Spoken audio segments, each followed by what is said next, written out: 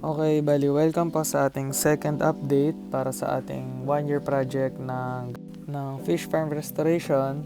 Ayun no, bali ngayong second week,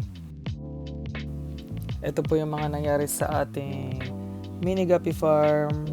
Bali kung maaalala nyo yung susubukan nating i-revive na strain, yung Blue Dragon Snake Skin. Ito yung Wednesday, December 17, naisip ko siyang ibukod na at ilagay sa breeding tank. Itong breeding tank natin na to nga pala ay 4 gallons lang. At ayun yung male natin. Medyo may mga punit yung fins niya, lalo na yung dorsal at yung ilalim ng caudal. At ito naman yung female na isasama natin siya sa male mamaya-maya lang no, sa video na to. At ayan sila. Naliliitan pa nga ako dun sa female, pero subok lang naman kung mare-revive natin tong strain na to.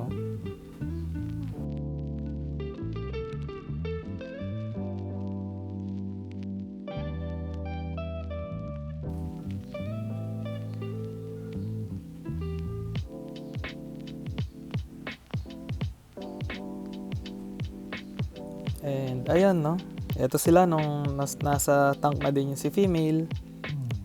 Medyo dehado tayo dun sa male no, kasi puro lang siya forma. Hindi niya tinutuloy yung pakikipag-mate dun sa female.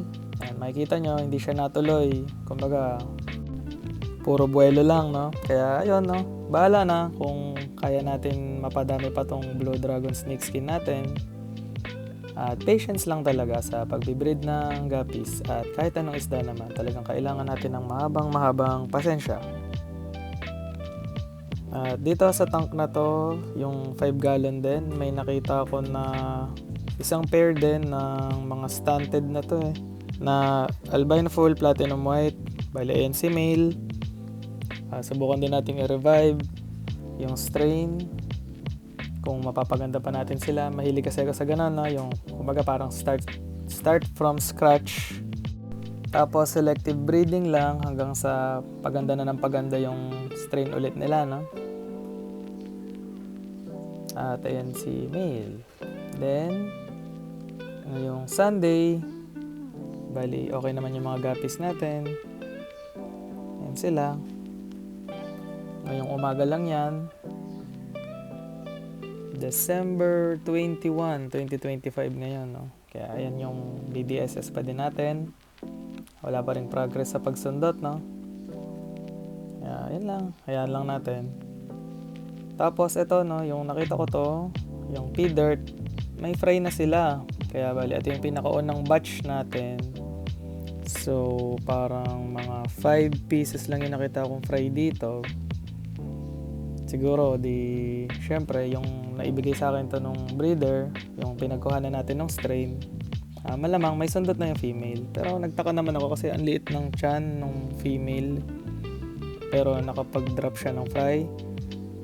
Tapos yung nakita ko na may fry na, binigyan ko na din agad sila ng baby brine shrimp para mapabilis yung paglaki nila. Kasi pag fry, mas kailangan nila yung live foods at continuous supply ng pagkain para mabilis silang lumaki no? At hindi sila mabansot. At makikita nyo dito, ayan yung mga fry, and enjoy lang sila sa pagkain ng BBS.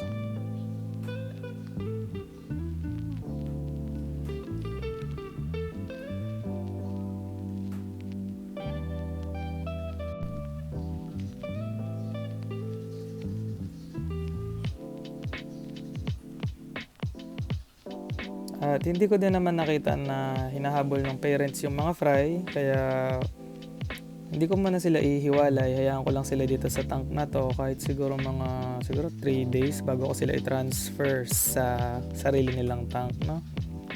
Para din wala silang kompetensya sa pagkain at mas mabilis silang lalaki.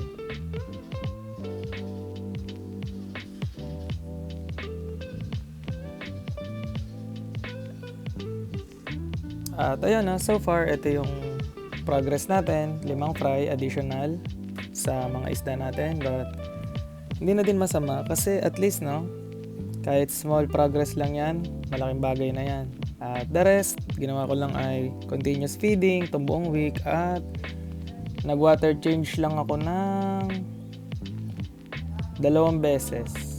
Kumbaga para ma-maintain lang din yung water quality nila, no? At ayun lang po para sa video na to. Maraming salamat po sa mga manonood at stay safe po sa lahat and God bless.